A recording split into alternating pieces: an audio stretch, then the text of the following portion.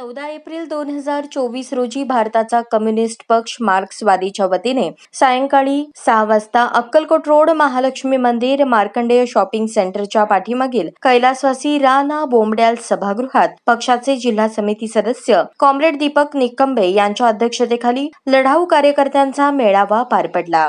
यावेळी व्यासपीठावर पक्षाचे शंकर म्हेत्रे, व्यंकटेश कोंगारी, मोहम्मद हनीफ सातखेड, रंगप्पा मरेड्डी, अब्राहम कुमार, सिद्धप्पा कलशेट्टी, कामिनीताई आडम, नगरसेविका युसुफ शेख मेजर, नलिनीताई कलबुर्गी, सुनंदा बल्ला, शिवंता देशमुख, ॲडव्होकेट अनिल वासम, लिंगव्वा सोलापुरे, फातिमा बेग, शकुंतला पाणीभाते, अशोक बल्ला, अखिल शेख, बाबू कोकणे, इलियास सिद्दीकी, शिवानंद झळके, राजेंद्र स्वामी आदी उपस्थित होते।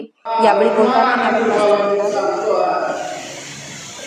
आपले शिटू सुप्रीम कोर्टात लढल्यामुळं 1978ला बीडी कामगाराचं बीडी सिगरेट कायदा कामगारांना लावा असं निर्णय सुप्रीम कोर्टाला द्यावं लागलं केवळ लाभ होत्यामुळं।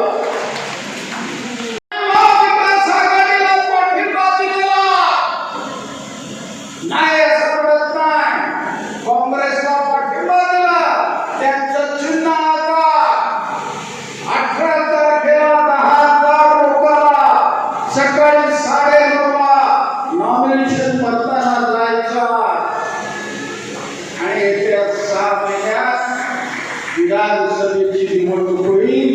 त्यावेळेला माझ्या छातीवर लाल झेंडा असेल, कोयता तोडा असेल, त्यावेळेला आपला चिन्ह कोयता तोडा असेल।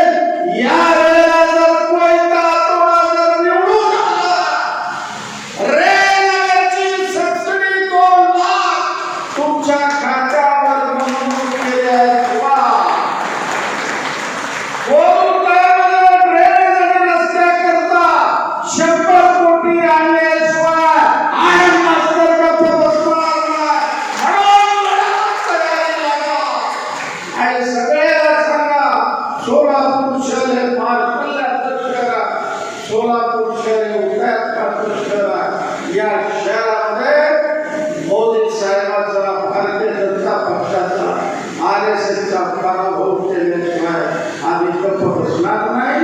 आणि महाविकास आघाडीच्या काँग्रेसच्या उमेदवार आमदार प्रणिती शिंदेला आम्ही खासदार करू, विधान